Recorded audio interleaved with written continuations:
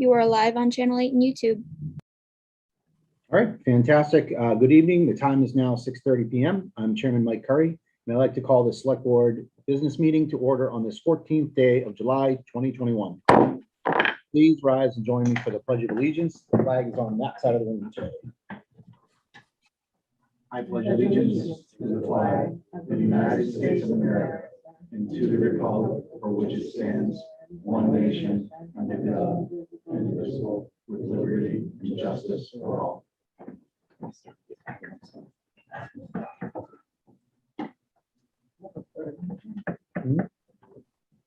Oh, maybe. Okay, thank you, everyone. Before we begin, I'd like to state for the record that not only are we being streamed live on TCTV Cable Station 8 in our YouTube web platform, but this evening's recording will be available for later viewing on our YouTube channel. Please like, subscribe, hit the bell, do everything to make sure you know when all our town events are occurring. Okay, just a quick roll call this evening. Jeff, Terry, Tim, and myself, we've got our quorum. I can see we're joined by our town administrator and many other distinguished guests we have this evening. Thanks for coming this evening. Okay, as always, our agenda for this evening has been set no later than 48 hours out by law, and it is publicly available at the official source for town information, templetonma.gov. And don't forget, we have a Facebook page. Make sure you subscribe to that as well for all our news and information updates. Although I have the discretion as chairperson to add and remove from the agenda, it has been set to allow for time, personnel resources, and public awareness. I reserve the right to move agenda items around to best fit our guests and our business. Thank you. Okay, for this evening, we have a lighter agenda this evening. First up, we've got one set of meeting minutes in your packet. Should have plenty of time to read through. So unless there are any observations, changes, typos, anything like that, I would accept the motion to approve the meeting minutes for the 23rd of June, 2021. So moved. Second. All right, I have a motion and a second. Any issues with the minutes that are in your packet?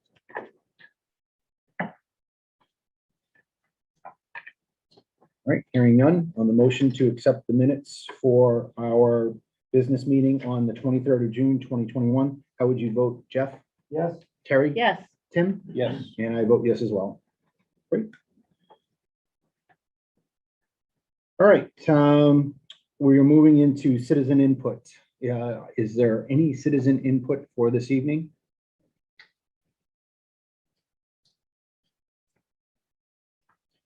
I do have a couple things to share during citizen input. I want to remind everyone that next Tuesday, July 20th at 1 o'clock, doors open at noon time, but we have our Templeton Senior Center rededication and our Boston Post Cane Award. Correct. All right. And there's festivities all week, Tuesday, Wednesday, Thursday.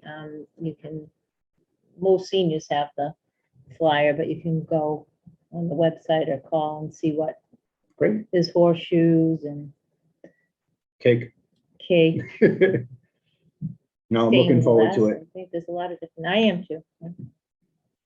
On the 25th of July at Town Common at 2 p.m., we have Throwback to the 60s. We had talked about that a couple meetings ago. As Tim showed me the flyer. The flyer is out there on Facebook. Pretty exciting. Seems like a pretty good time, but that's at 2 o'clock on the 25th of July.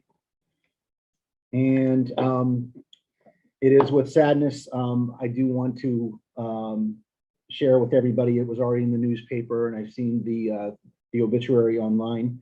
Martin Haley has passed away. Martin was our former select board member, Diane Haley's father. So what I'd like to do is just have a quick moment of silence in memory of Martin. And we definitely share in the sorrow of the loss of Diane's father. And take a few moments of silence.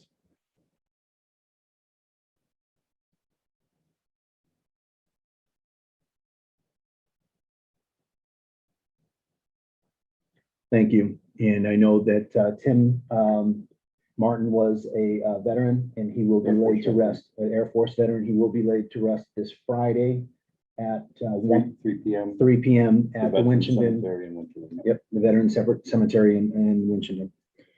Okay. Any other citizen input?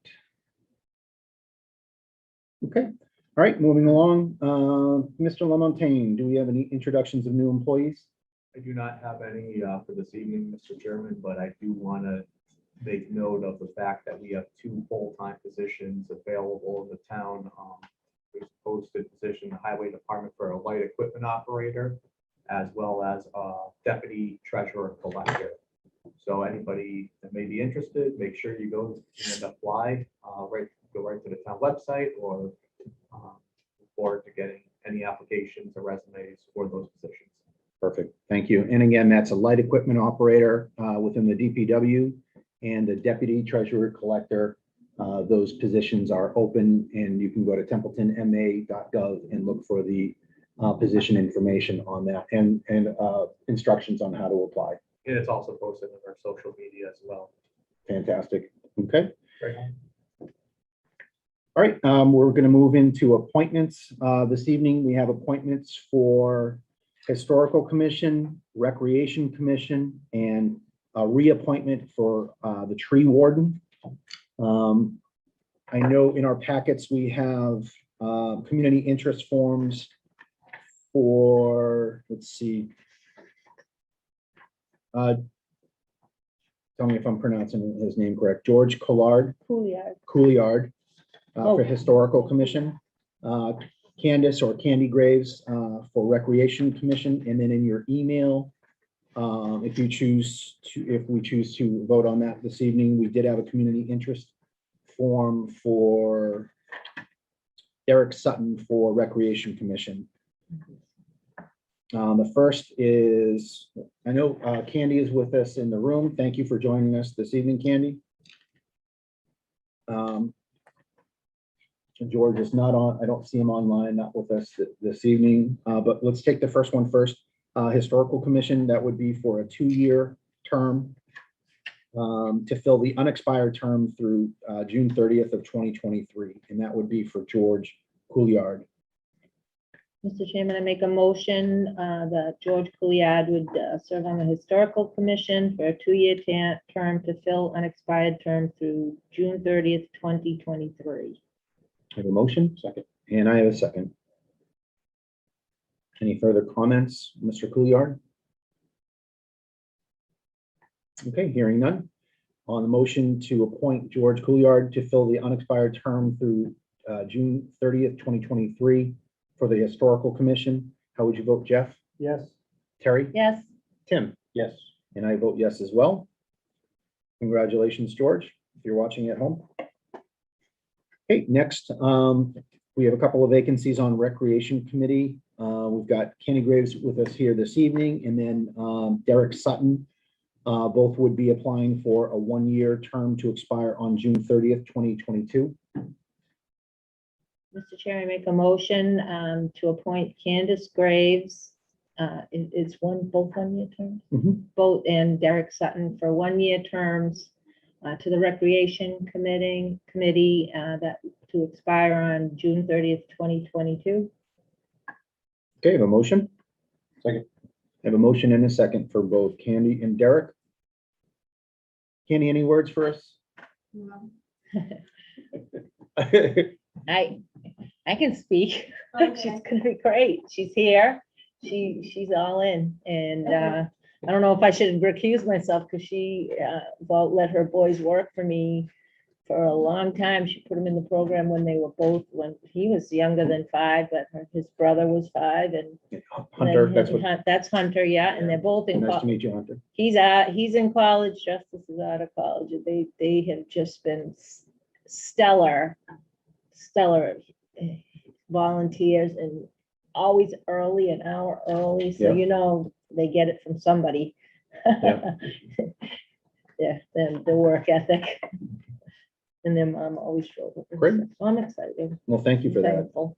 Yeah, the perfect endorsement. And we've got their community interest forms. They're definitely qualified. And as always, volunteers are the best.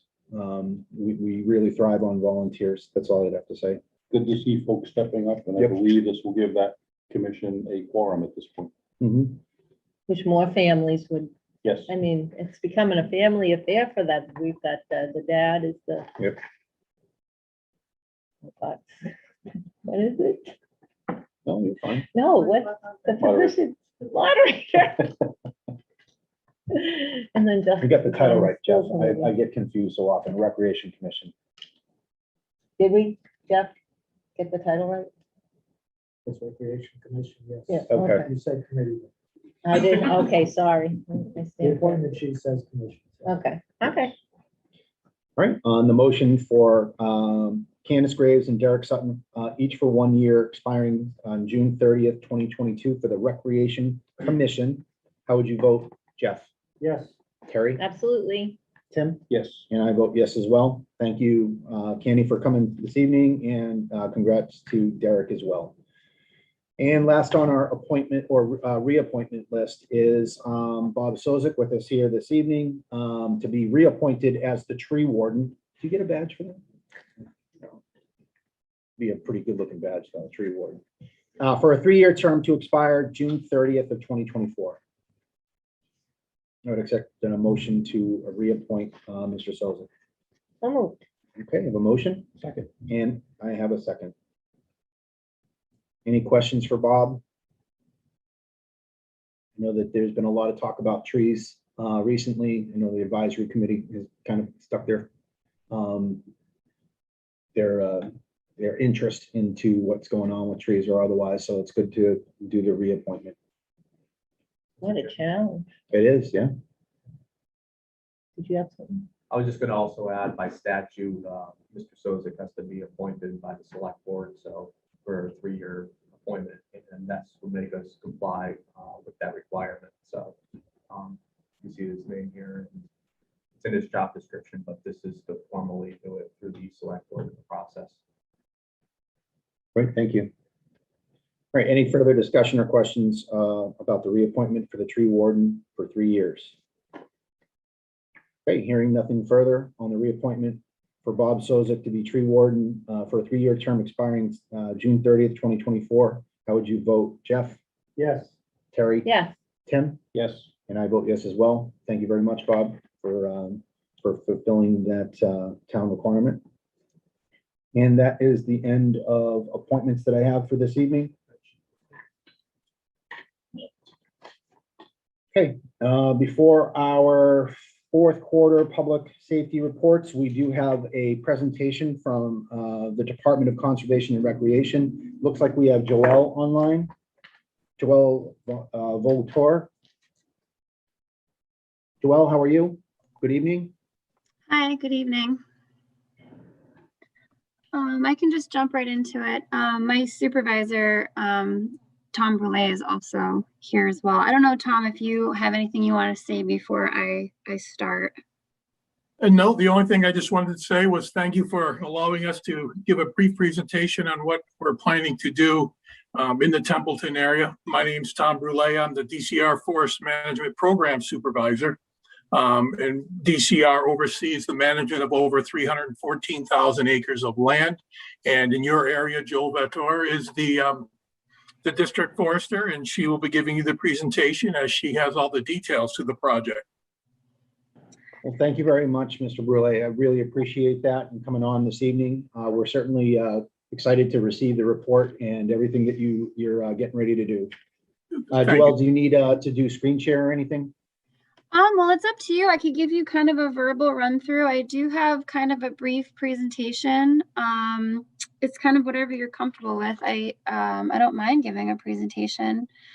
I believe our TCTV is giving you host rights, so you should have a share screen at the bottom of your Zoom screen if you have something that you wanted to show. Okay. So I just You see a share screen? Yeah. Okay, and then I just maybe do this, I guess. Perfect. Look at that. I am not very computer savvy, so I'm impressed with myself here. And I think I just don't know where, I don't know where the button is to like make it a, presentation there. What you might do is just shrink the notes part by just, oh, there you go. Perfect. I think I did it. Okay. So Okay. as Tom said, my name is Joe Votor. I am the Mid-State District Management Forester for the Department of Conservation and Recreation. What I am going to be talking to you briefly about tonight is the timber harvest that we have planned for an isolated parcel of Otter River State Forest that we call the Beaman Pond Lot.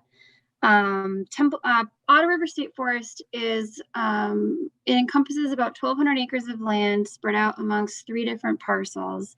This parcel that you can see here on your screen, on my screen, is 290 acres. The project itself is about 174.5 acres, 41 acres of which is in the town of Templeton, and the remaining 133 acres is in Winchendon. So this property is located just north of the center of Baldwinville. It's right off Route 202. It's surrounded, basically, it engulfs the Beaman Pond Campground, so Otter River State Forest Campground, which is kind of that big black blob that you see on the map on the right. The peach and the pink colors, these are all places that we're going to be doing active forest management in.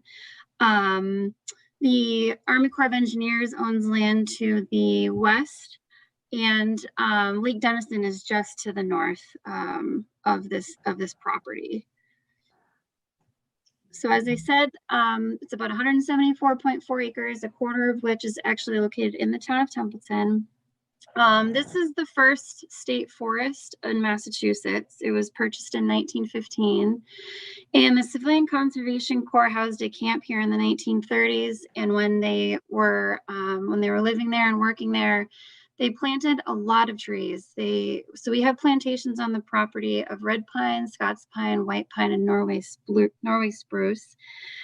And when they were planted in the 1930s, the intent was to harvest these trees for wood products. And there was a lot of environmental paradigm shifts at the time. And for the most part, a lot of our plantations remained unharvested up until about the 1990s. When my predecessor, Chuck Perna, started to do some work, particularly in the red pine and the white pine plantations. This property is a designated parkland. So at the DCR, the Division of State Parks and Recreation, we have 3 classifications for our properties. They are either woodlands, parklands, or reserves. This parcel of Otter River State Forest is a parkland specifically because it has kind of a heavy recreational use associated with it. We have a campground in the center of it. There's some snowmobile use in the wintertime, a lot of hiking. We have a main hiking trail that connects the Beaman Pond at Otter River to Lake Denison Day use area to the north in the town of Winchendon. So forest management is specifically not an intended focus or an intended goal in our parklands unless there's a situation where public safety is at risk or there's some sort of a vegetation management project that we can use to, say, restore ecological function to an area, like we've done at Miles Standish State Forest down in the Cape to restore some pitch pine and scrub oak type conditions. And what's particularly happening here at Otter River State Forest is there's a very significant public safety risk from our failing plantations on the property. Specifically, our red pine is infected with the red pine scale. We had a positive identification on it last October in 2020. It wasn't a surprise. The trees here have been dying for a long time. And actually we have several plantations of red pine in the town of Templeton that we've harvested over the past 10 years, hundreds of acres, really. So what we plan on doing for this project, as you can see, these are the goals of the project. It's to first mitigate public safety risk by implementing some forest management strategies that will reduce the safety risk to the public using the property. On top of that, we hope to regenerate a native forest of trees and shrub species, as well as herbaceous plants, release regeneration in the understory that has become established because of past harvesting operations, and in turn, all of those things will increase the types of trees that we have on the property. We call that vegetative diversity, as well as creating more of a structurally complex forest that will be sort of more resistant to these more intense, more frequent storms that we've been having over the years. And in addition to that, we've worked really hard over the years to work on educating the public, specifically out of Otter River State Forest Campground, about the work that we have been doing in terms of forest management on the state forest. So what we have planned for this next timber harvest is really just a continuation of the work that has been started here in the 1990s, but more particularly work that we have recently completed in 2017, 2018. Basically, exactly what we did in 2017, 2018, we want to re-implement. So we have two management approaches. The first is called the Shelterwood method. It's basically a forestry term that refers to slowly over time taking the overstory of a forest, cutting it so that you allow different levels of light to reach the forest floor to regenerate native tree species that you're seeking. It's just really just light mitigation to the forest floor. That process we will do in our red pine plantation and our Norway spruce plantation. That's, as I said, it's just a continuation of the work we've been doing since the 1990s. As it is now, we have adequate regeneration throughout most of those plantations, where we would likely be taking the majority of the overstory out. That results in a pretty drastic aesthetic, but the trees are dying, and in most cases, mostly in Winchendon, they're dead already. So we're almost on the cusp of a salvage operation.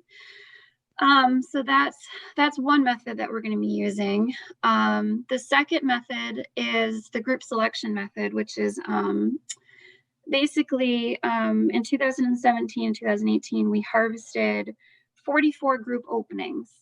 And these openings varied in size up to an acre, and they mimicked natural disturbance.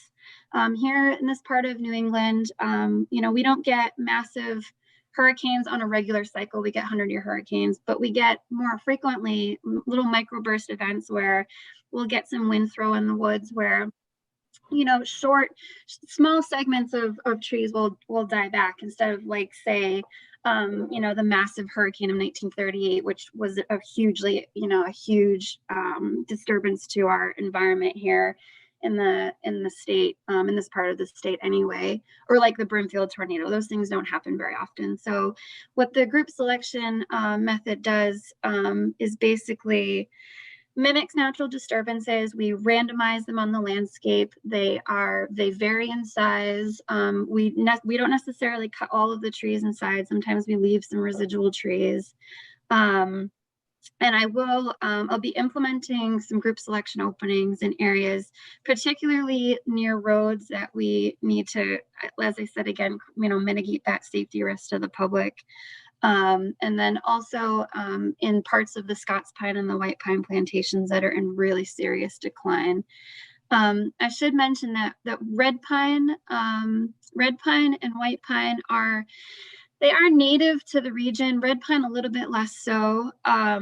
It's kind of on the southern edge of its range, which is why when it becomes diseased, it really doesn't do very well.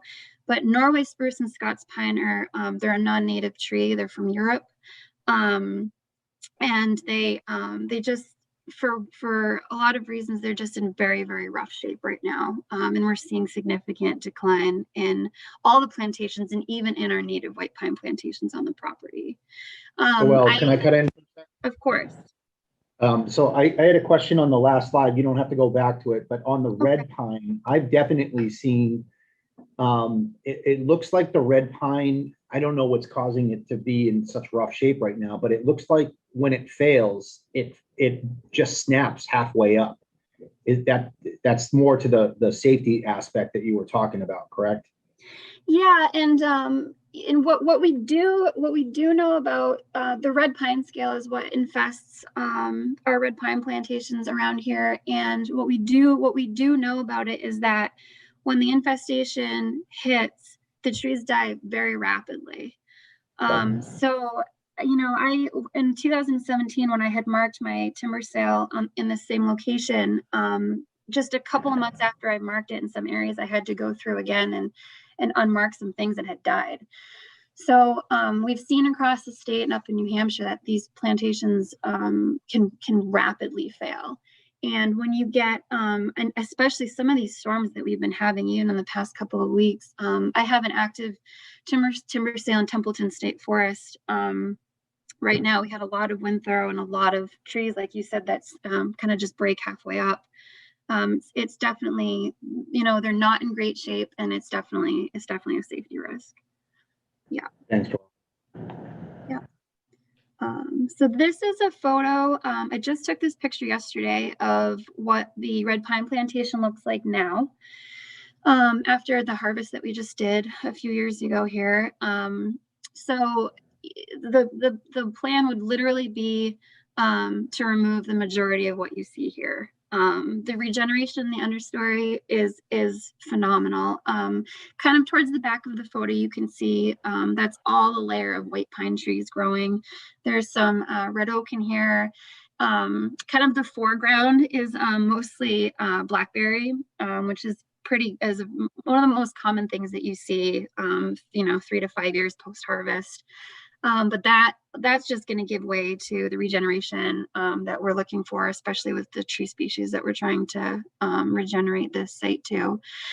Usually what I do is a partial overstory removal where we do retain like 5 to 7 trees per acre of hopefully healthy native trees if we have them. So if we do have some white pine trees in the overstory in the plantation, which there are a handful of, I will likely retain them just kind of for an aesthetic and for a seed source, even though we really don't need the seed source moving forward because we have the regeneration in the understory throughout most of the plantation.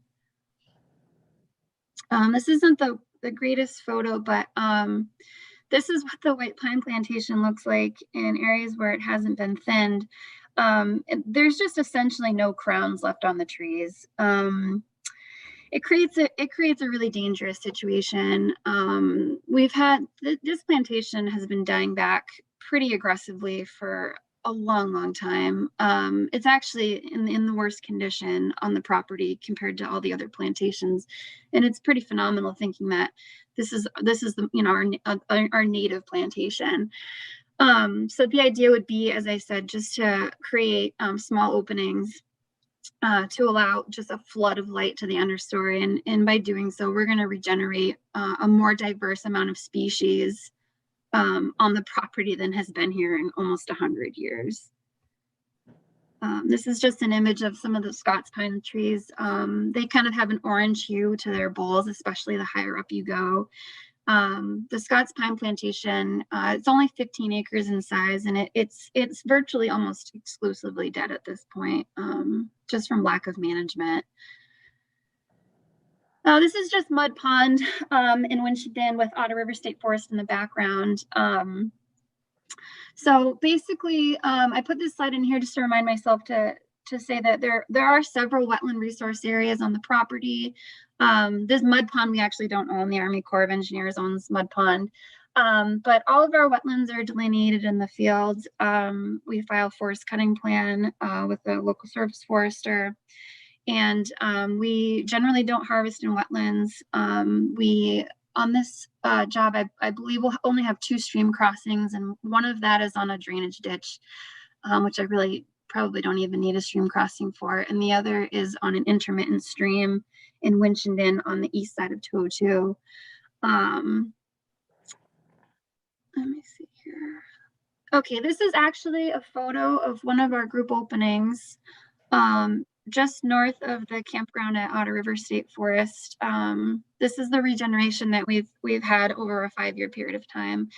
It's really just starting to ramp up now. I've got some oak in the understory, some pine is seeding in. There's a little red maple stump sprout in the foreground, some ferns, a lot of herbaceous kind of material that, you know, the deer have gone through and nipped a lot of the tops. I could see yesterday when I took this photo at the site. And the bird activity in here is phenomenal. It's a lot of different birds that I didn't hear when this was an intact forest, which is really exciting. So from a wildlife habitat perspective, we're really changing it up, and I could see the difference yesterday when I was taking a walk through. So this is an expected condition that I would see in 5 years from the new gaps that we'll cut. And then, you know, in another 5 years, I would assume to see something like this in the gaps that we cut 5 years ago, and things just kind of start to grow taller, grow thicker, you know, create a condition that you really don't want to walk through necessarily if you get off the trail. I think that might be all I have. So I'd be happy to answer any questions that anyone has about it. Well, Joelle, what would you need from us? Is this just more informational? Do you need any kind of like collaboration, or is this just making sure that we're aware of what's going on in our backyard? Yeah, I think more or less the latter, you know, just making sure, just being transparent about what we're doing, in case you get any phone calls, you know, kind of who to send it to, who to send them to.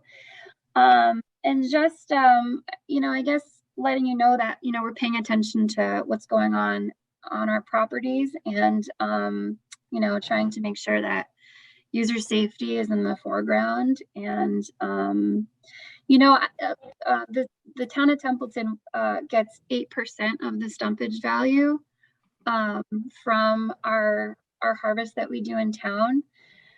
So and over the years, you guys have gotten a little bit of money from us from these timber sales on these red pine plantation jobs anyway that I've done. So that's something that will come your way at some point. Yeah, but other than that, like I said, I just wanted to give you guys kind of an overview of what we're doing.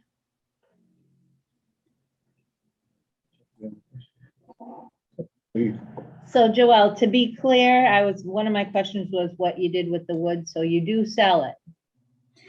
Yeah, we have a competitive bid process where we, you know, we put a contract out to bid, and, you know, in most cases we take the highest bidder, and then we enter a contract with them, and the operation's very closely monitored. I'm there several times a week. Even if it's dead and diseased? Oh yeah, yes, absolutely, yeah. And so you're saying that the cutting is dangerous. Can you give me an idea of the proximity to people where you're cutting, the proximity? Do they hike in there? Do they snowmobile? I don't like. So in Templeton proper, the only risk I could see would be, well, to start, we temporarily close all of our areas that are being actively logged. And so I post signs, they literally say notice area closed during active logging hours. So the area is posted. Last time we harvested this property, we had trucks entering on Denison Road. There's an Army Corps gate on the end of the road there, and we would open the gate there, and that's how our trucks would enter the property, and they would go all the way through to Lake Denison day use area into Winchendon.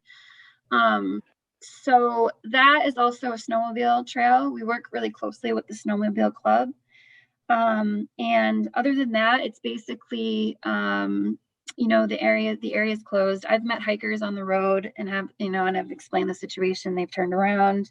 But really, like our main road that goes into the campground doesn't see any logging activity on those roads. The only recreational trail is up in Winchendon from Otter River Campground to Lake Denison, and that I put a lot of signage on. So the only real concern in Templeton, I think, would be Denison Road, and that'll be very clearly signed. Thank you. I have two more quick things. Is there any studies out on how climate change affects clear cutting? I mean, we want to anticipate that it's just going to grow back in beautifully, but with the nature of 2021 and weather and extreme heat in different locations and excessive rain, I mean, has it affected these clear cuts at all? No. I mean, yes and no. I wouldn't say that climate change has negatively impacted any type of project I've done in terms of a regeneration standpoint. And just to be clear, we're not doing any clear cutting here on the state forest. Clear cutting, from a silvicultural term in forest management, alludes that you'd be clear cutting the overstory, removing all of the overstory trees and also all of the understory vegetation on a site.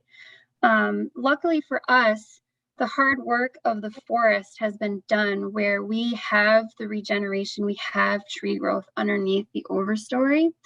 So all we're doing at this point would be removing the trees above that regenerative layer to allow all the sunlight to hit the floor so that they can just basically fly to the roof of the forest. I mean, the height growth in areas that we cut in 2017, from 2017, 2018 to today is astronomical. I mean, the response with just that little bit more light has been exponential. So all we'll be doing is just removing the overstory and letting what's already growing there really fly to the sky. So I do not anticipate anything disrupting that process with in regards to climate change. Thank you. And one last thing, is it possible to get a walkthrough? Yes. So unfortunately, in a pre-COVID world, we used to do pre-harvest tours in person. I would have a meeting out in the woods. I love doing them. Anybody from the public could kind of attend. I don't know. We're doing them virtually now. I will literally just give this presentation again in a couple of weeks in August for the public, as opposed to going out in person in the woods like we used to.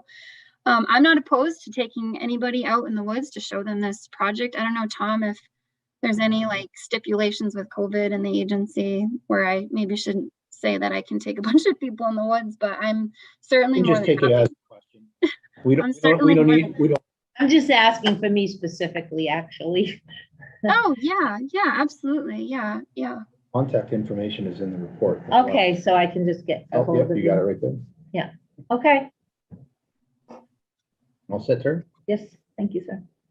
Fantastic. Well, Joelle, thank you very much for your in-depth presentation and some of the photos and the information about the red pines, the white pines, and their basically their status. But I want to thank both of you. Tom, I read your letter that capped off the whole project or started off the entire packet that we have in front of us. I just want to thank you and Joelle for all that you do. And I wish you a safe project. And we look forward to seeing the fruits of your labor in the future. Okay, thank you. Thank you. I'm sorry, Joelle. Yeah. Thank you all. And if you do have any questions, you have my contact information. Please reach out. Absolutely, Tom. We've got it. Thank you very much. Thank Thank you. you. Thank Have a you. good night. evening. Have a great night. Very interesting. I'll tell you, the whole white pine, red pine at the Yeah. back of my, I live right on the edge of the Templeton State Forest, and it's like South Maine when we got those microbursts. It's You just should snap. see what, yeah, Well, and we have borers. yep. All right, let's move right along. We've got our presentations for our fourth quarter FY '21 public safety reports.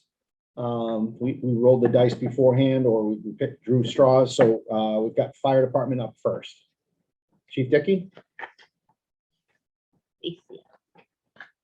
Yeah. Good evening, everybody. Good evening, Chief. Good evening. I know you all have my report in your packets, but I actually have an amendment. When I was doing that report, I was in and out of the office quite a bit and I actually hit the wrong button Thank you. on running my report. So the numbers in appreciate it are inaccurate. Thanks, Chief.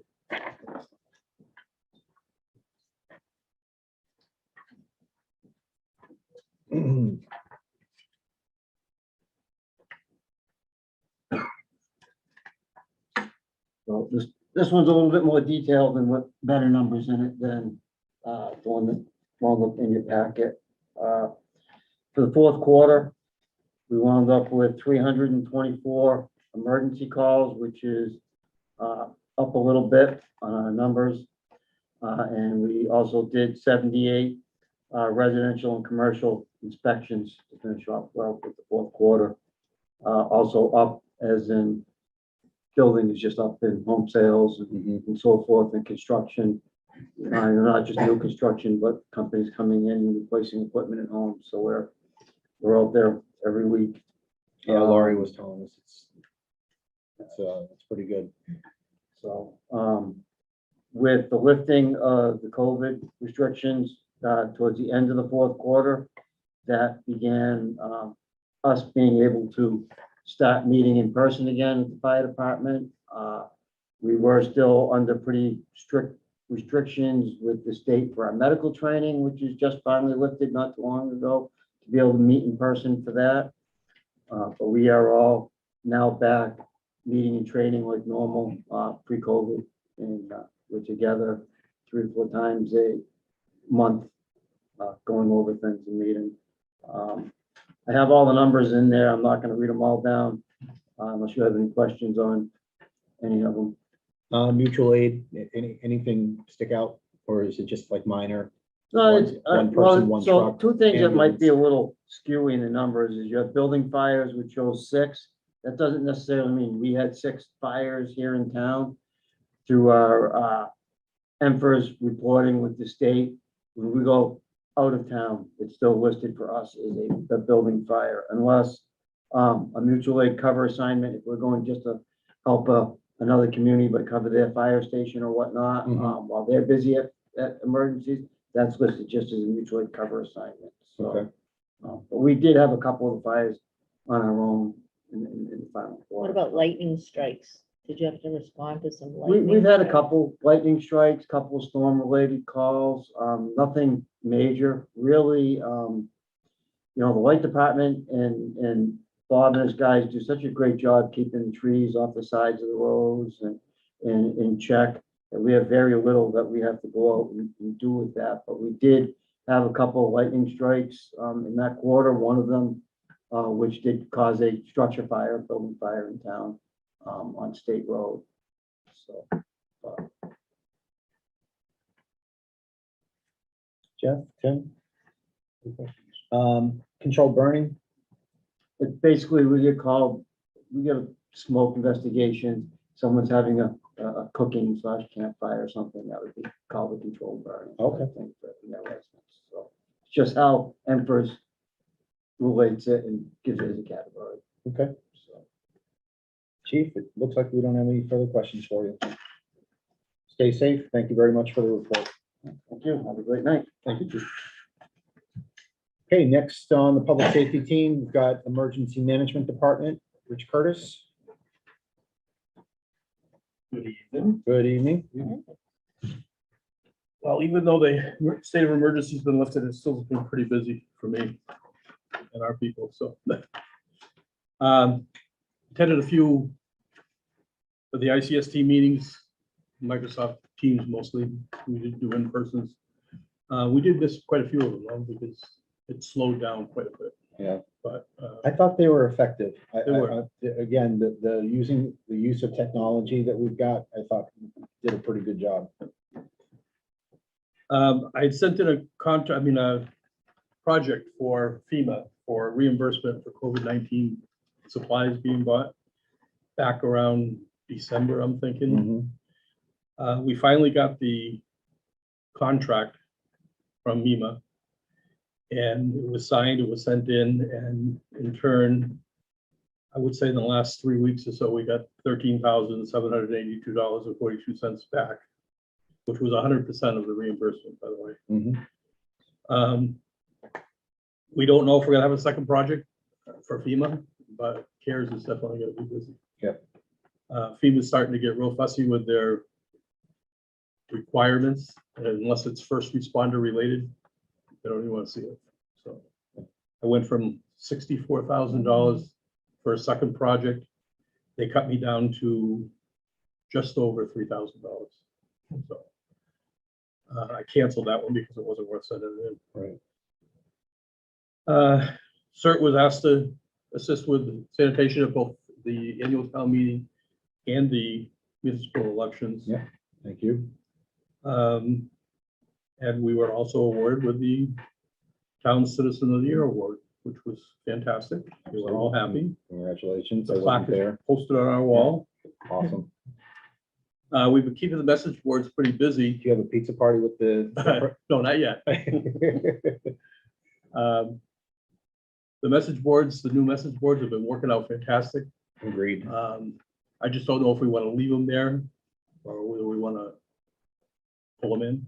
I don't know. I don't know, maybe even like a discussion with the public safety team. I mean, both chiefs, you've seen what we've done with them, kind of mix the message around or otherwise. I don't know.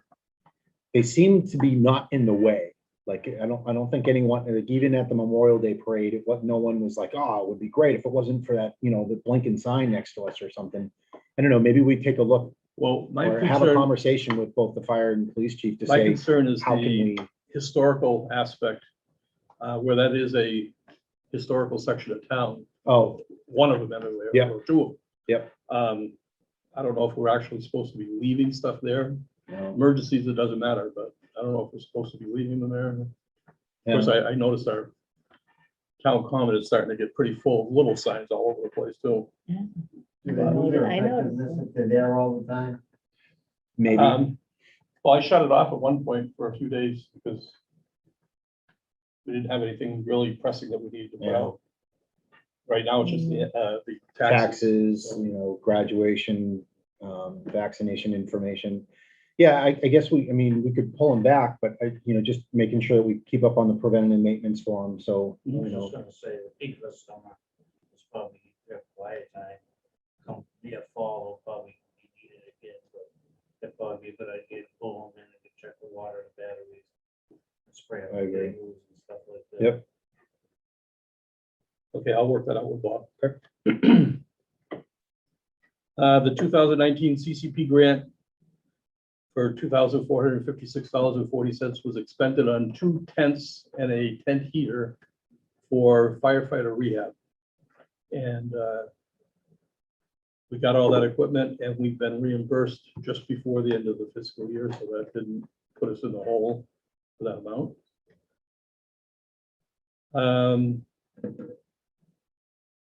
MEMA's been contacting me about restarting the regional emergency planning committees, which I think it was 13 or 14 towns, cities and towns around here. All the emergency management directors got together and had a committee, kind of like planning out our responses and whatnot.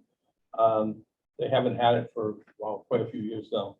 I think there's validity in if within this new charter, if they talk about exercises, one of the things. Well, we did do tabletop exercises all the Okay, time, yeah, I but think there's value. in without that. it, we don't see too many of those. Right. Mr. Chair. So, In the MVP grant, when we went to the end, when we had the dialogue for the MVP grant and then the final report, it was pointed out that we do want to coordinate with other towns around, so we know how many beds, you know, in case of a drastic emergency, how many beds Athol has, or what the equipment Athol has, and that was in the Right. final rollout of the report that to get in contact with, so that's what you're saying, get in contact with the surrounding towns and have a that's a great dialogue. well, idea. it's more or Even less from to have just the dialogue with the logistics. emergency management directors locally. 'Cause Yeah, We're supposed to be working together anyway. yeah, As far as knowing how many, cots they have or whatever,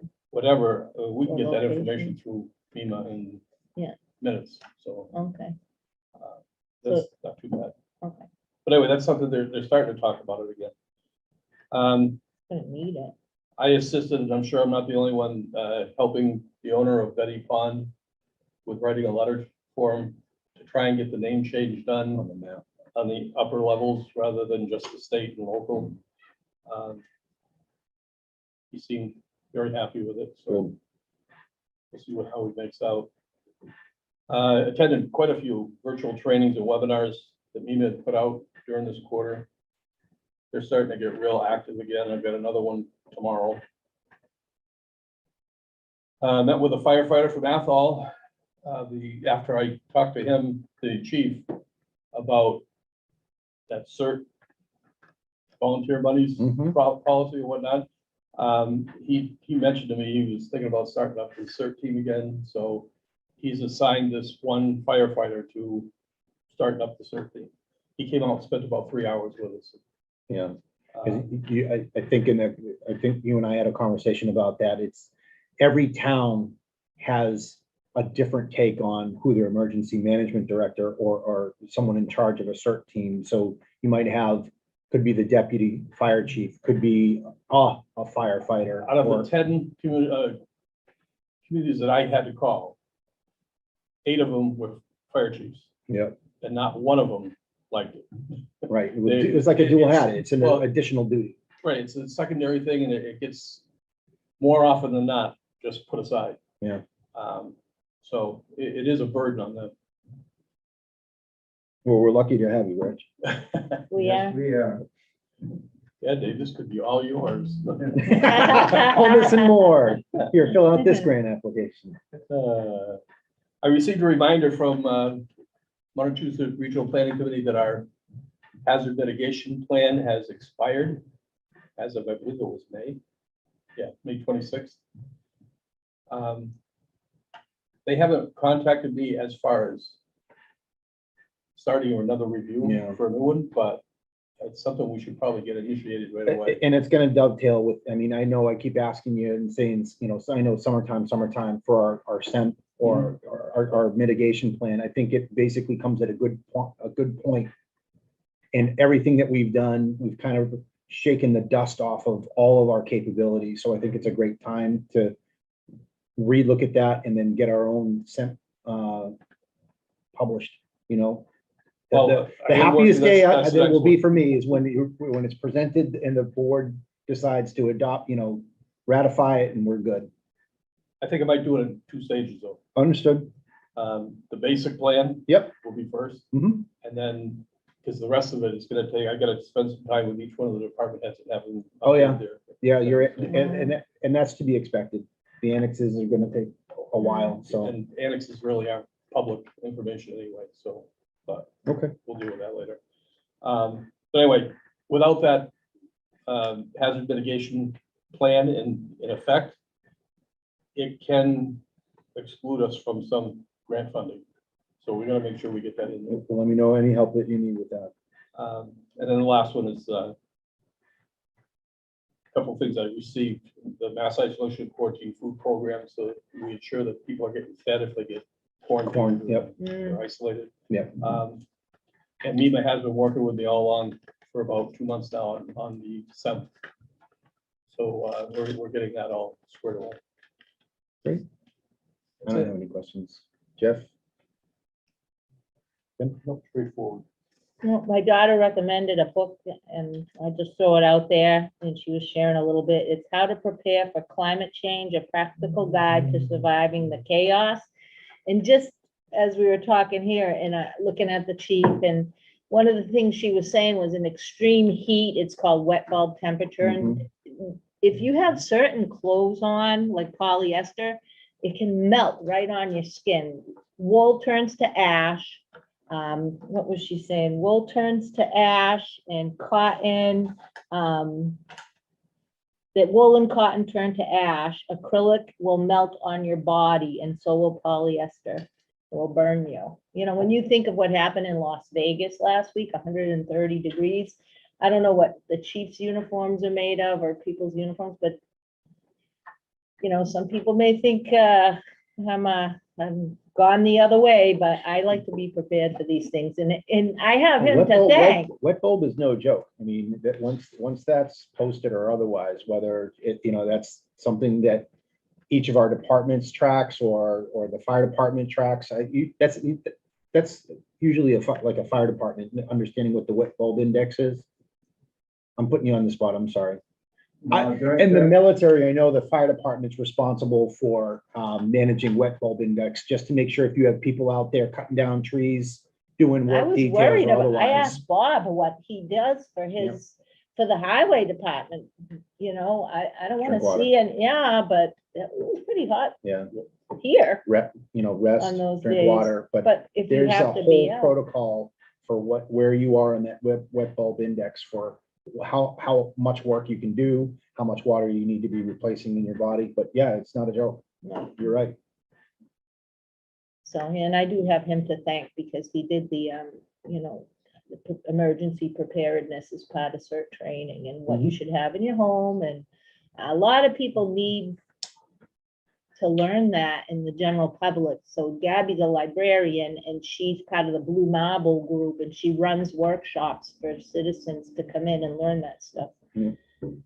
Ready.gov. And right to repair and all that, yeah, so, Thanks, Sherry. thank you. Thanks, Rich. Chief Bennett. Good evening. Save the best for last. All right, so the fourth quarter, as we all know, brought some return to normalcy. During the fourth quarter, as long as I've been chief, we tidy up the station during the last 3 months of the quarter or the fiscal year. We get ready, completing projects and moving forward. So we move forward into the next fiscal year with a tight ship. And that's what we did this year with everybody working very hard to accomplish that goal. Station projects with the town administrator and town council, we're moving forward with a hopeful resolution for the HVAC system. And the humidity problems, they won't be resolved 100%, but it will give us something to move forward with. Help from the buildings and grounds crews with Bob's blessing and with Heidi Bessie, we were able to do some much needed landscaping out front. That unfortunately the construction crew that did the building did a very poor job on. The next step is we already started planning for flagpole because we do not have one. And a new department sign, which we're looking at right now. We'll have one of the scrolling informational screens across the bottom. That'll be sometime next year. As I mentioned during my budget hearings, police reform was passed in the state of Massachusetts. Most of it was supported by Mass Chiefs. But as I told you before, law enforcement, as you recognize it now, is going to totally change. One of the major changes is that part-time reserve and auxiliary officers will no longer exist. They're going to be eliminated. What does that mean? Doesn't mean they go bye-bye. What that means is they have to accomplish a 200-hour bridge academy to become certified. Because from now on, there will be no distinction, as I mentioned before, with those three categories. There will just be certified Massachusetts police officers. This process is going to be extremely long, time-consuming, and financial burden to both the individual and the department. What they plan on doing is it's a 3-phase project. They're going to break up the alphabet in thirds.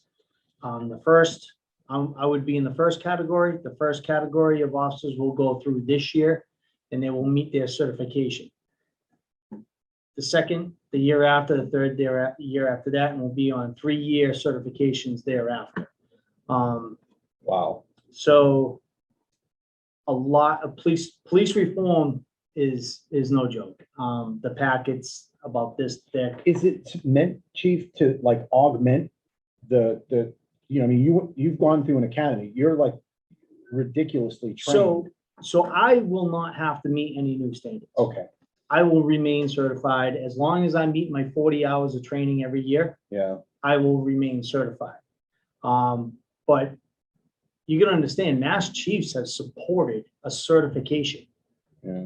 A post. We've been fighting for this for years. Yeah. And the state never wanted it. State would never support it. right. Now all It of a offers sudden, standardization of training. yes. Yeah. Now all of a sudden with the political environment that we're in, now they want to come up with the idea of post, but it was always our idea. And we supported 110%. Moving on to Okay. stats, if there's no other questions with that. You will I have a see. lot, but probably not, not best served right here. Okay, ACO calls went up. That's with usually with the time change with the different climates. Arrests slightly, assist other agencies went up. Investigations. Restraining orders stayed about the same. Parking tickets went down. There's no more parking during winter, so that definitely goes down. Motor vehicle citations, the same. Accidents went down. FIDs and LTCs went down, and total calls for service went down slightly. So other than that, which is maintained in the fourth quarter. Look forward to FY22. Thanks, chief.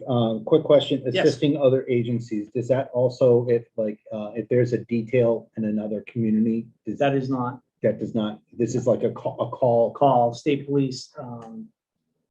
A lot of the times we have to respond to this highway before the state police. Yep. Because there's only 3 troopers on duty at a time. Right, So we'll respond out first, From especially if Athol there's a to medical, Yeah. because fire will go out. Yep. And we'll have to go out and assist until our troopers be able to go out to the scene. okay. So, And that bubble, that 3 trooper bubble is from Athol to Leominster? yes. Okay, Well, no, Shelburne Falls. Shelburne Falls, wow. Yeah. Okay, that's the only question I had. I have a curious question. Yes. Armband, bracelets.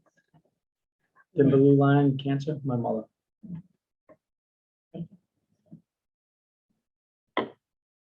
Anything else for Chief Bennett? Chief, thank you very much. Thank you. Thank you. Appreciate Have a it. good Have a good night.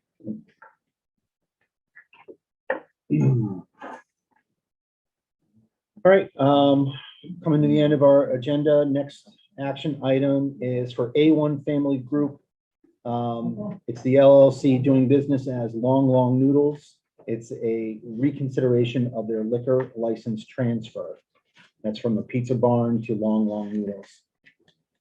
Holly, just could you give a quick synopsis of what the issue was? I know the packet's got it in there. Yeah, it's just several documents and a few questions that they were a little confused about from the application.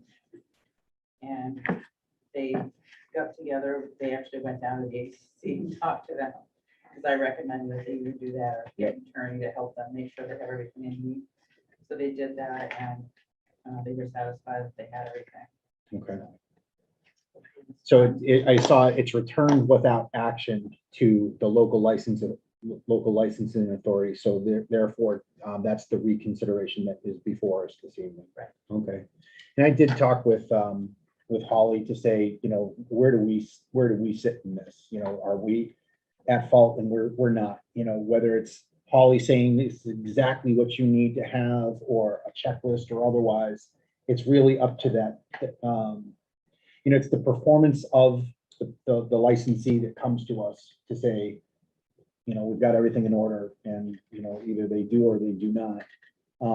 I could see in these, the difference between Long Noodles and the doing business as, and the title specifying the correct business. So based on Holly's back brief of the long noodles, A1 Family Group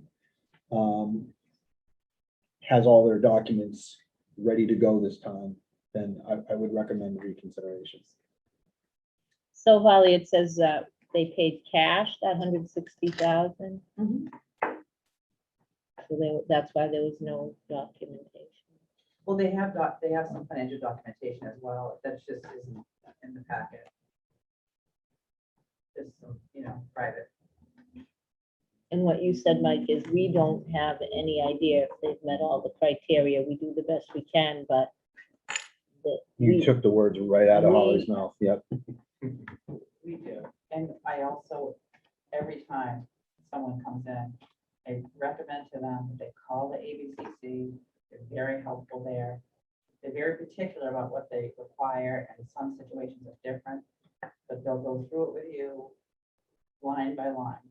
And a lot of people just don't think it's that serious, so. So from a board perspective, would we have been held liable? We couldn't be held liable. No, it just, that goes up, that goes back. They say you're missing these items. You didn't give it, great, you have the local licensing authority, but you didn't have a copy of this. This Okay. one didn't specify that. And that's why they kick it back to us Correct. to. Correct. Right, Basically, the corrective actions for an incomplete packet. So I would move to approve the reconsideration of the liquor license transfer for A1 Family Group LLC, doing business as Long Noodles as presented. second. All right, I have a motion and a second. Any further discussion on A1 Family Group? Okay, hearing none on the motion to approve the reconsideration for the liquor license transfer for A1 Family Group. How do you vote, Jeff? Yes. Terry? Yes, Tim? Yes. And I vote yes as well. Okay, and last time that we have this evening, you have, I did. Yeah. Oops. Oh, item E, Bullspit Brewing has rescinded their request. oh, Sorry, I had pressed that. Holly gave me a heads up. right here on this one. Yep, gotcha. Yep, so the Bullspit Brewing Band concert at the Gardner Airport has been rescinded due to scheduling conflicts or something like that. Okay, last item that you had in your packet was a recommendation from, I think that was from Holly, right? Lori? Laura, I'm Lori. sorry, it was Lori. Find it now. Yep, Yeah. please go ahead. So this came from Lori Weeder, our Board of Health Director. The Board of Health recommended to move forward with this program, recycling, and to have been placed at Town Hall and other buildings. And this would, the town would receive 5 cents per pound that we deposit our recycling revolving account for future recycling endeavors. This will be because Town Hall use is being the bins. We wanted this to go to the select board for the final say after it came from the Board of Health. So you can see the memorandum from Lori Wida, and that's all I really have on this. Textile. June 22nd is when she wrote this memo. She Mhm. met, her board met after that. And I was gonna say, why wouldn't she have mentioned the, the Health Board of Health That recommendation? is correct. She did Oh, talk she did? about it, yeah, in the Board of Health meeting, yeah. Yeah, mentioned at the Board of Health. She did mention it to Jane and. I'm in the memo. Oh, Oh, But you're I talking think they about the met select after. board? Yeah, yeah. this memo. Yeah, So that when was recommending their it to us last meeting? Didn't have the endorsement of the Board of Health because they hadn't yet. to Oh, meet. I get you. So that makes sense to me. The only problem I have is people, I actually volunteered 2 days a week, and people do not, a lot of people don't show discretion and follow the rules, and it's a heartache It's a lot of work. It's an eyesore. I mean, to have it, how would this board feel? And Adam, how would you feel about seeing junk in the driveway when you pull up because people are not honest? You know, I know Planet Aid deals with a lot. We've dealt with them up where I volunteer, but Do they take the People just- responsibility to, I mean, if people put stuff outside it, I know that there's, it's awful. I don't do know. they clean it up? I didn't read that in Well, their and that's why I wanted, proposal. and if we do have any issues. And we're taking up a parking spot, right? Oh, I believe they would put it over here near the dumpsters Okay, oh, right, okay, in that area. yeah. that'd be convenient, because if people throw stuff in the dumpsters, they don't bring my weekly But- trash Well, and the throw it in po- your the point- dumpster. The point that I did like was, you know, Mass DEP 2022 ban textiles so they can try and get Yeah. the right kind They of, shred it. right, like we're dealing with. I think that's a good thing to do. I think it's a lot of the unintended effects of those How do we bins. deal with them? Yeah, how do we deal with them as a town? It's, just yesterday, the person that runs the store had a his pickup truck was full of junky furniture. We don't, you know, he has to take it home, break it up, burn it, It's and, clothing and shoes, right? yeah, and it's, And she said town hall and in the center of Baldwinville and Templeton Center. Do we have any specific? I mean, putting them out there makes sense. I guess we would just need to make sure that we're putting it on property that we can, that we can legally put it on. and who's responsible for if people do not just do the textiles and they put plastic toys, broken furniture. Yeah, I mean, I mean, Planet Aid makes money on this. Yeah, They're giving us a cut yeah, my daughter's school does it, because and we their are school gets a nickel sponsoring, yeah. a pound, So yeah. Should we have any issues, we would address that correctively. Yeah, we also. can always, if it turns into a garbage heap, then we can always rescind. Yeah, they had one down at Candle Lake for a while, but they're out now because, again, people aren't honest. And we also have the appropriation still for the town hall cameras. We haven't had to use it yet. But Yeah. if we This is were no to- cost to us though, right? What do you think, Jeff? Lori will But- follow up It's with good us to as make well. money, Okay. but Keep an eye on that. It's a good endeavor, but I see them a lot of places. Yep. Uh, Scott's Auto Back Repair. when I was doing parking lot maintenance and stuff, it happens. They get filled up and then people just, they don't look at it and they're full and then, well, I'll go find another one. They just dump it there. Mm. Then it gets wet and they start dumping other stuff in them. I suppose it's worth trying, and if it turns into a dump, we just how do you feel about get rid of this it. location in particular? I mean, I guess what's I fair like it is because fair. if we're gonna basically have it owning here. it. You know, if, the Board of Health made a decision, we talk about it tonight as the Board of Selectmen, we own it. We say, we're not gonna just put it in somebody else's backyard There and you say, go. let Baldwinville take it. Right, You know, right, we actually put one here to That's what I was say, thinking. we try and, be fair, be good ambassadors for this textile recycling program. yeah. I really like that they take the things that you're not gonna donate to, Salvation Army or something to be actually worn. The stuff that's kind of too worn out, has some holes in it, they give it to them and they recycle it. Mhm, So it's stuff that's not gonna end up in the trash. Right. I mean, there's a lot of stuff that you're not gonna donate that I know ends up in the trash for me, so that'd be nice. I've put a lot, I mean, I know there are many different ones out there, but this one's specifically for clothing and shoes. I love getting rid of the stuff out of the closet, and that's exactly where I go to do it. And I throw a bag of trash in for good measure. I'm kidding. Mouse poo. Mouse poo. Horse poop.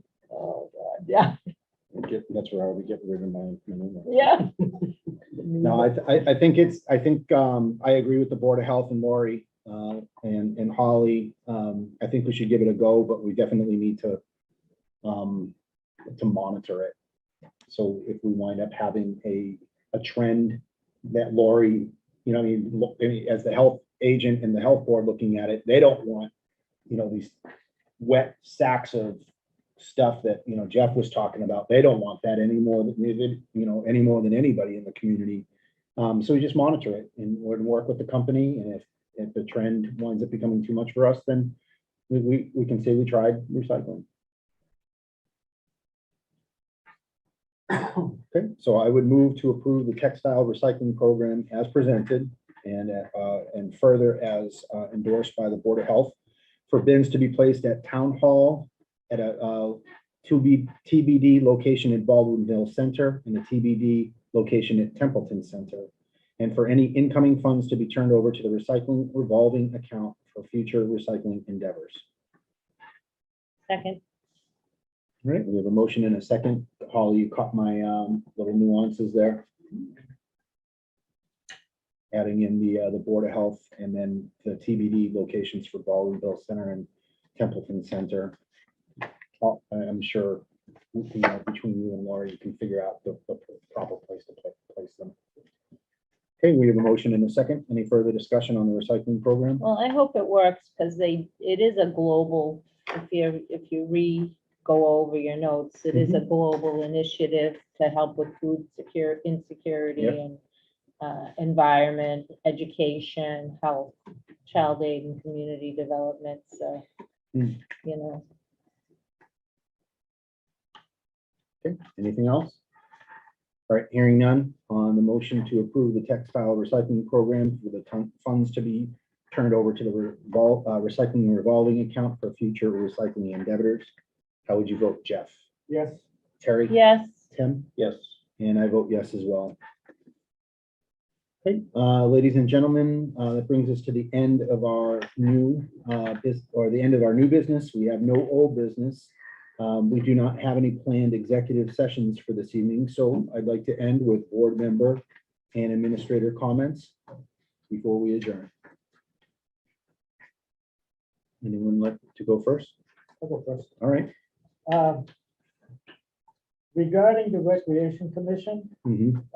and this is another example of how the codification didn't go so well, or things weren't caught the way I think maybe they were anticipated. Currently, right now, the bylaw for the Recreation Commission states that there will be 3 members appointed from precinct A and 3 members appointed from precinct B, and 1 member will be appointed at large. This bylaw was originally voted in 2007. In November 2011, and I contacted the town clerk's office, and it has to do, I was told, with the census count. Beginning of 2012, we went from precincts A and B to A, B, and C. So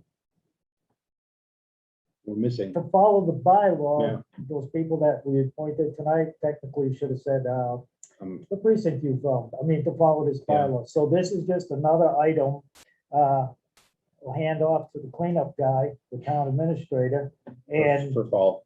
get this, and again, my take for simplicity is it's 7 members, so we just have 7 members appointed and abolish the at-large and the precinct requirements. I'm guessing when this first came about, there's always been a little thing about, is it the town of Baldwinville or the town of Templeton? And they might have been trying to say, well, precinct A is, say, Templeton Center and East Templeton. So we'll get some people concerned with recreation facilities in this area, and then the other precinct will, and then 1 at large would be, that Right. guy that will cover all the bases. But And you don't now, have everybody that's around our recreational facilities stacking the right, deck. because we used to have ball field and stuff at Templeton Center. This place, I went to school here, it was just parking lot, but there is a field, down that way, Baker Lane, Cottage Lane, somewhere Yeah. down there. Frontage. So again, this is something that's on the books, and again, I think the simplest thing is just do away with the precincts and just have the bylaw 7 members and be appointed by the board of selectmen for 1-year terms and just abolish the precinct stuff. The other item was the His pen's appointment. going furiously, so I'm sure you heard me. The other item was the appointment of the tree ward. And the Mass General Law states that it can either be elected or by a vote or by law can be appointed. This being Templeton. I read through the bylaws, and Mass General laws have been accepted for bylaws, and there's no tree warden bylaw. So I would go out on a limb and say, I'm hoping there was a town meeting vote somewhere along the line that it would be an appointed position. It's been appointed as long as I can remember, and it used to be one gentleman he was a tree warden for a long time. Yeah. I'm gonna try to take the initiative and find some time and read through some where it came annual from. town reports and town meeting stuff. I'll visit the town clerk again and try to double check on that thing. I just like to make sure that, we're just not assuming, again, it's one of those things where if it needs to happen by vote, we can get a town meeting and get it done. Hopefully it's one of those things that has been done.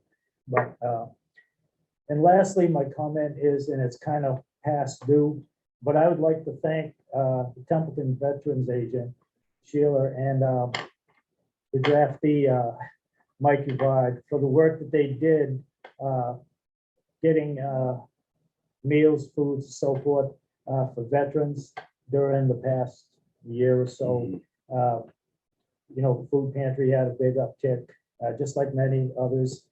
Some of them are still going because inflation, prices for everything, and people on Social Security or pensions that they're kind of level funded. And but again, that was very worthwhile project that she did, and her draftee. Yep. And I'd just like to thank her and Mike and other people that helped for very good endeavor. It's things that those people earned, and it was just a good job and a good effort. It's sad that it's needed, but it is, and it's not in her job description to do that, so that's something outside. But that was a good job by Sheila and Mike and the others that were involved out there.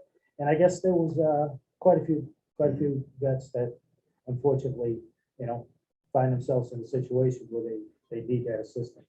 But it's good to have out there, and again, it's kind of late, but I just wanted to thank Sheila for doing that, for that effort. Agree.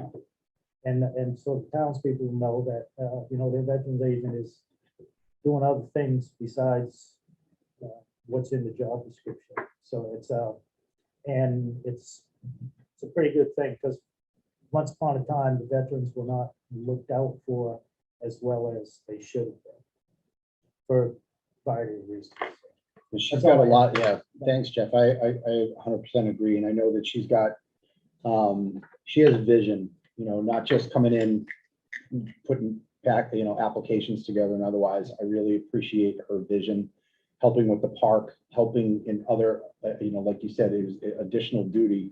It's not specified anywhere. She did that, she and Mike and all of the volunteers that were down there, many of their friends that they had served with, and many of the American Legion. So I like that the fact that she has vision and, future, where does she want to see the state of veterans in Templeton? And I very much appreciate that. We've talked through those things. That's beautiful. Appreciate it, Jeff. Sure, Thank you. I just wanted to just didn't want to take away from that, what Jeff was talking about.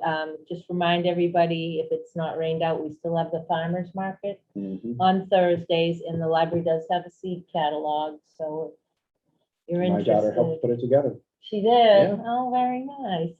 It's awesome. So So I just figured I'd throw that out there tomorrow, Thursday, so 4 to Great. 6. Is it 4 to 6? 4 to 6. 4 to 6. Yeah, and I know that we do, there's TCTV does spotlights on the farmer's market, different vendors and otherwise. I saw Bev with her tomatoes Yeah, 1 week. So it's really good stuff. and there was a girl whose father helped her start her own business. She's from Gardner. Is it a string art? Yep. Thanks, Terry. As I continue to watch our ARPA funds and the moving target on what the rules of engagement are, the federal level is changing weekly. National League of Cities has a couple of highly engaged individuals, very good hour and a half meeting at least a week, once a week. Today, the Select Board Association did a presentation on finances. Sandy Pooler, the deputy finance guru in, I did have it here too. He's the deputy town manager to the city of Arlington. He's been doing this about 35, 36 years, so he's pretty good at it. He threw out a bunch of information at us today. And then we followed up, one of the managing partners at KP Law did a wonderful presentation on OML and some other things. But I would like to take ARPA and just make the announcement now. I will put together a one-pager and get it in to Holly and Adam to go through. But one of the things we can do with it, which was kind of interesting, was take the money, put it into a high yield or low yield savings and protect it, because we have until FY 26 close out in FY 27 to spend these funds. And interestingly enough, what kicked out of today's webinar with the Select Board Association, we are also allowed to use that to augment any shortfalls in OPEB. And that was like ding, ding, ding. You know, we have a Noel windfall. Francis is watching. you took the words right out of my mouth. I can't believe you said that. Yeah, we Exactly have what I a was potential thinking. windfall here, and it would be well worth our to discuss this. I'd like to see if we can get that as an agenda item for our next week. Yeah, I think we should, with the announcement, you know, I know this isn't a agenda item now or otherwise, but I know Adam's already, you know, kind of suspected that the department heads might be sniffing around his door to say, you know, how is this going to go? But I definitely think there should be some concerted effort and, you know, course of action development or just a conversation about, you know, again, you're already looking at people advocating for best practices and otherwise. If I can, I know Select Board Member Top has been working a lot on this, so what I'll do is I'll put with the chair, ARPA uses for the next Select Board agenda. Sure. Discuss Okay. further. Sounds good. And I'll put together a one-page talking paper on it. Perfect.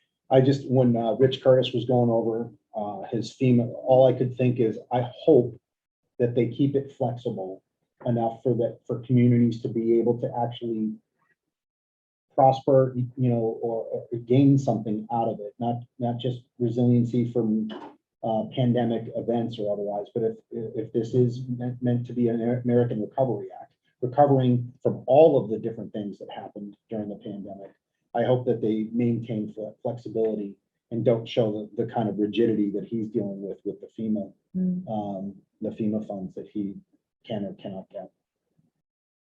Thanks, Tim. And that meeting should be able to go see a recording of it on the MMA page, maybe by the end of this week. It's up already today. Is it? Today's meeting Oh, that was nice. from noon to 1 is already posted. That's nice, thanks. They were real fast about putting it up. Great. I do want to thank Tim too personally, because, you know, he's had a lot of training, a lot of life experience that I haven't had. And he's so generous and kind with his time and conversations. He doesn't judge me and answers a lot of questions and leads me through things that he's had the experience on. Yeah. Budgets, whatever. I'm very grateful, very grateful. Well, when I was looking at your notes during the DCR thing. I said, this is Terry's meeting right now. With Oh, the pictures of the trees and sorry. otherwise, I said, this is probably gonna be our favorite meeting ever. Oh, I think the only thing that I had to add, we did get an email from a citizen asking about, I know President Biden in some remarks had talked about going to door and otherwise, and that kind of sparked a little bit of, well, how are we going to deal with that? We're not dealing with anything. There's no plans at the state level. There's no plans at the community level to go door to door for any kind of things. The health agent did help out to understand if we are our homebound citizens, residents in this town, that there is programs to be able to, if they want a vaccine, that there are programs for vaccines to come to homebound people. And then even Rich, if they wind up becoming, what was the word he used? Quarantined, that there's food assistance programs. But, as President Biden said, it's not, or is actually his press secretary kind of re-engaged and said it's not a federal effort to go door to door. It's a grassroots, it's a clergy level to be able to get the right information, not vaccines, but the right information about vaccines out to the public. So I just wanted to be able to share. I thought that was a good question from a resident, and I think it definitely was.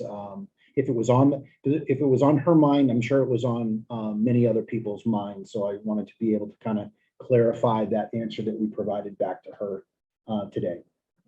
And that's all I had, folks. I'm very quick.